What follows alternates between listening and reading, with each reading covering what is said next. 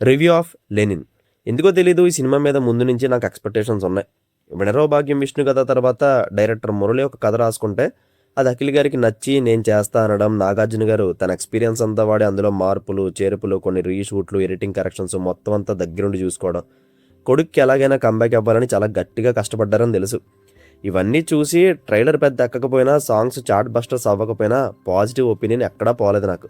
అయ్యగారు ఎలాగైనా హిట్ కొట్టాలని హార్ట్‌ఫుల్‌గా కోరుకుంటూ మూవీకి వెళ్ళాను, చూశాను. మరి ఎలా అనిపించిందంటే ఇట్స్ ఎ ఓకేష్ ఫిలిం. డెఫినెట్‌గా ఒకసారి చూడొచ్చు.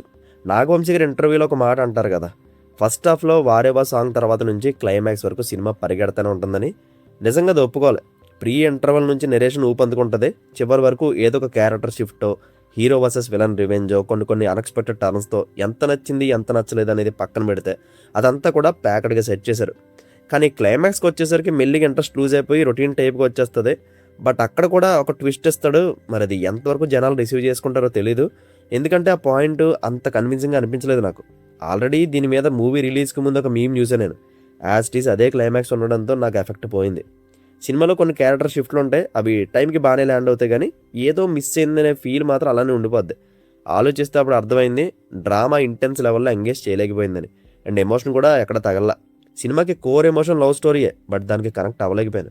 అండ్ క్యారెక్టర్స్ అయితే చాలా ఉంటాయి, కానీ నాకు లెనిన్ క్యారెక్టర్ తప్ప రెస్ట్ ఆఫ్ ది క్యారెక్టర్స్ అంతేం అనిపించలేదు. బట్ ఒక్క పాయింట్లో లెనిన్ బ్రదర్ రోల్ బాగా నచ్చింది. మనోడు దీనికి ముందు ఎందులో యాక్ట్ చేసాడో తెలియదు కానీ అతని పర్ఫార్మెన్స్ అండ్ ప్రెజెన్స్ బాగుంది. బెస్ట్ కాస్టింగ్ అతను. ఇంకా సునీల్ గారి రోల్ కంప్లీట్ యూజ్లెస్. ఎలివేషన్లు ఇవ్వడానికి తప్ప ఆ రోల్ ఎందుకు పనిచేయదు. శివాజీ అన్న, బ్రహ్మాజీ గారు, ఈశ్వరీరావు గారు ఈ ముగ్గురి రోల్స్ మళ్ళీ బెటర్గా ఉంటాయి. అండ్ రైటింగ్ పరంగా సినిమా ఫస్ట్ హాఫ్ స్టార్ట్ అయినప్పటి నుండి ప్రీ ఇంటర్ వరకు అలా యావరేజ్గా వెళ్తుంది. పెద్దగా ఈవెంట్స్ ఏం జరగవు. ఫైట్లు, లవ్ స్టోరీ, సెకండ్ హాఫ్ కోసం గ్రౌండ్ ప్రిపేర్ చేసుకోవడం ఇదే ఉంటుంది. Compare to first half second half far better. ఎందుకంటే కథ, కాన్ఫ్లిక్ట్స్, రివెంజ్, క్యారెక్టర్ షిఫ్ట్లు అన్నీ అందులోనే ఉంటాయి.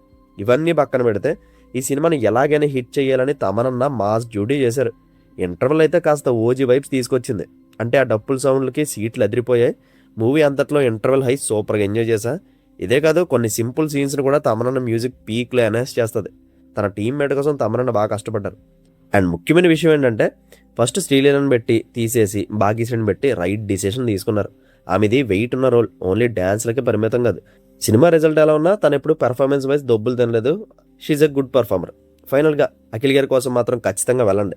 స్టార్టింగ్ ఫ్రేమ్ నుంచి అఖిల్ 2.1 అంటున్నారు కదా, అది చూస్తారు మీరు. అర్బన్ స్టైల్ మేకఓవర్ నుంచి కంప్లీట్ రా ఇమేజ్కి వచ్చేసారు. లెనిన్ క్యారెక్టర్కి పర్ఫెక్ట్ ఫిట్ అనొచ్చు. 3 years గ్యాప్ వచ్చిందిగా, ఓన్ చేసుకోవడానికి టైం పడుతుంది అనుకున్నా కానీ అటువంటిది ఏం లేదు. మీకు నచ్చుతాడు అఖిల్. ఓవరాల్గా నాలా మాత్రం ఎక్కువ ఎక్స్పెక్టేషన్స్ పెట్టుకొని వెళ్ళొద్దు. అండ్ మూవీ టీమ్ ఇది మా మహాభారతం అన్నారని అలాంటివేం మైండ్కి తీసుకోకుండా వాళ్ళు ఏం చూపిస్తే అది ఎంజాయ్ చేసి వచ్చేయండి. బాగా అనిపిస్తుంది సినిమా. దీనికి నేను ఇస్తున్న rating 2.5 out of 5. See you in the next video. Take care friends. Thank you. Tata.